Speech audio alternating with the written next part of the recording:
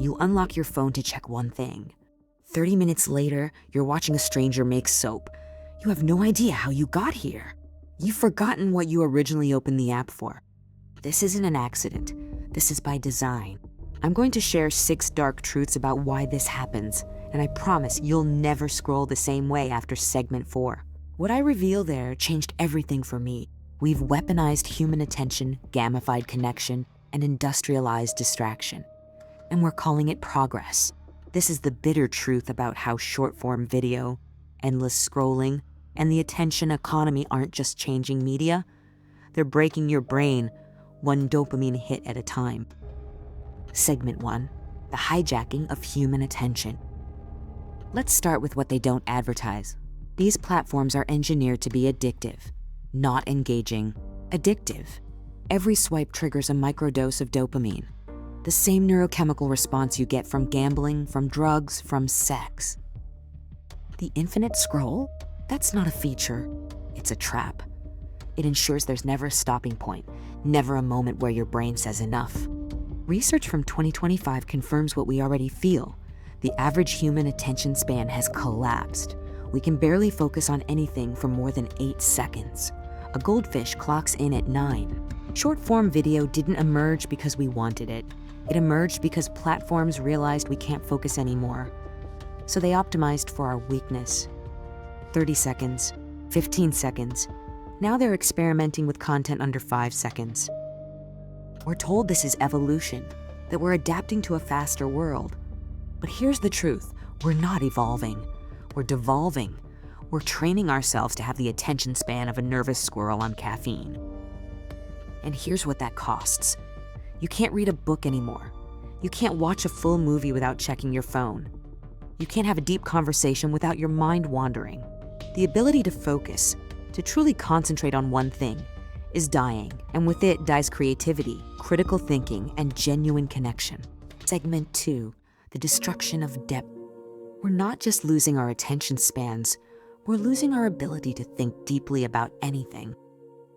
Everything must be bite-sized now. Complex ideas get reduced to 30-second hot takes. Nuance dies, context disappears. We consume 1,000 fragments but understand nothing completely. You know what's disturbing? Studies show 57% of people want problem-solving content. But can a genuine problem be solved in 15 seconds? Of course not. What we get instead are shallow tips, life hacks, quick fixes. We're replacing actual knowledge with the illusion of learning. Education content is booming, they say. But let's be honest, you're not learning. You're being entertained by the performance of learning. You watch a 60-second video about quantum physics and think you understand it. You don't. You've consumed a parlor trick disguised as education. And here's the cruel irony. The more content we consume, the less we actually know. Our brains are full of disconnected factoids, viral talking points, and memorized reactions, but no real understanding, no depth, no wisdom. We've traded comprehension for consumption, and we're starving intellectually while feeling full. Segment 3, the authenticity lie. Now let's talk about the great lie of the creator economy, authenticity. We're told that creators are more genuine than brands, more real, more trustworthy.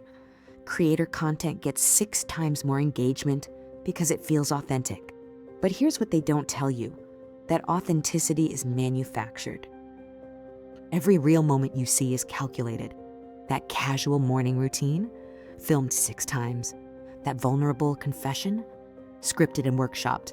That relatable struggle, market tested for maximum engagement. Creators aren't being themselves. They're performing a version of themselves that the algorithm rewards. They've learned exactly which emotions get shares, which stories get saves, which vulnerabilities convert to followers. And the pressure is destroying them. Creator burnout is epidemic, depression, anxiety, imposter syndrome. Because you can't maintain a performance 24/7 without fragmenting your sense of self. Who are you when the camera turns off? But here's what's worse, we're copying them. We're all performing now. Every photo is curated. Every moment of our lives is being auditioned for an audience that may not even exist. We're so busy documenting our lives that we forget to live them. We're at a concert recording it for people who aren't there instead of experiencing it ourselves. We're more concerned with how our life looks than how it feels. The cruel truth? The more we perform authenticity, the less authentic we become. We're creating a generation that doesn't know who they are without an audience. Segment 4, the AI Accelerant. And just when you thought it couldn't get worse, we've handed the keys to artificial intelligence. AI isn't just helping creators anymore, it's replacing them. It's generating scripts, editing videos, even creating entire personas that don't exist.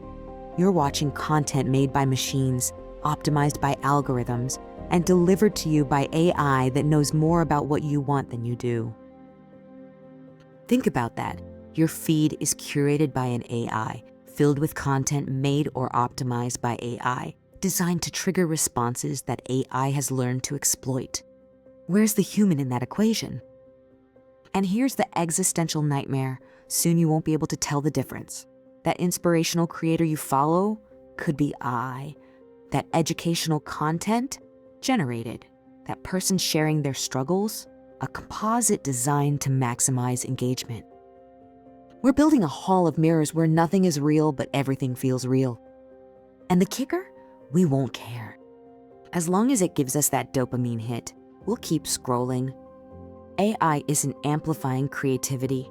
It's industrializing it, turning art into content, humans into metrics, and authentic expression into optimized outputs. We're automating the one thing that made social media worth having: human connection. And we're doing it voluntarily, enthusiastically, because it makes everything faster, easier, more efficient.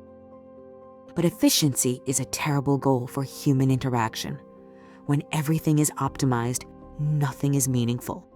Segment 5, the social commerce trap.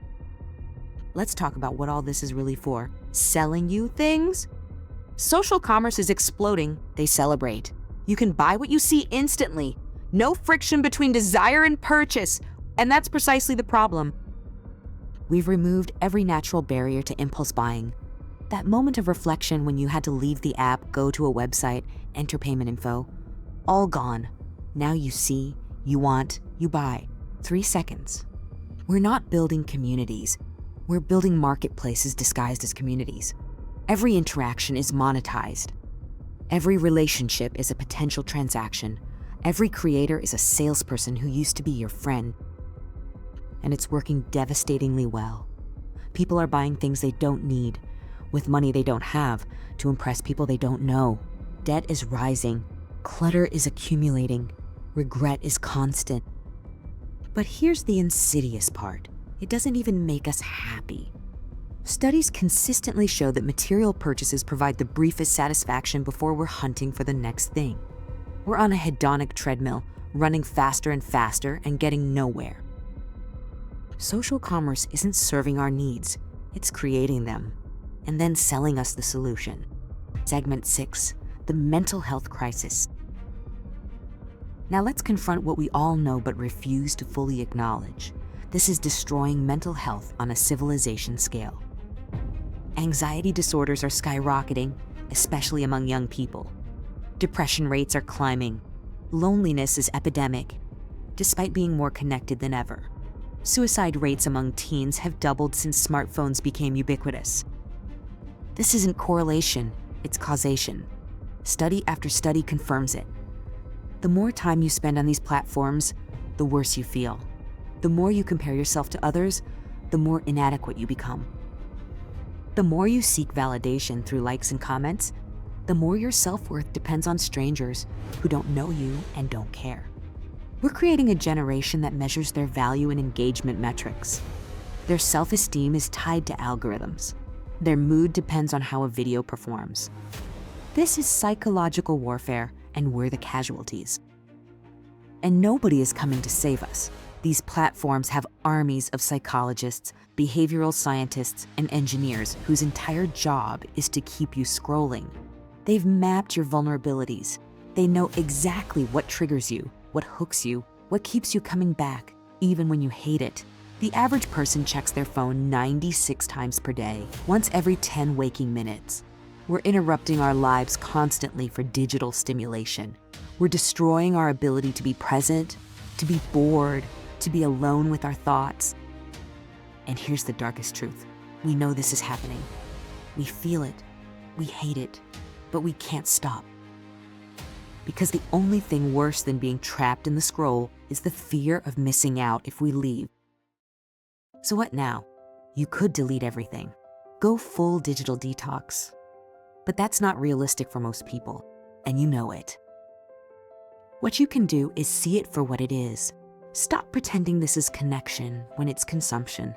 Stop believing this is community when it's commerce. Stop accepting that this is just how life is now. Set boundaries, not because you're a Luddite, but because you value your mind. Turn off infinite scroll. Delete apps you compulsively check. Put your phone in another room when you sleep. Reclaim your attention as if your life depends on it, because it does. Read long things again.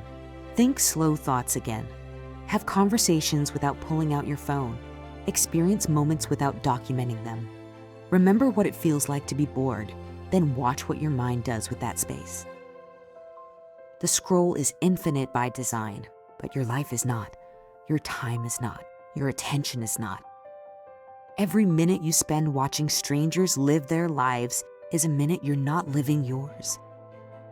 So maybe, just maybe, it's time to stop scrolling and start living again.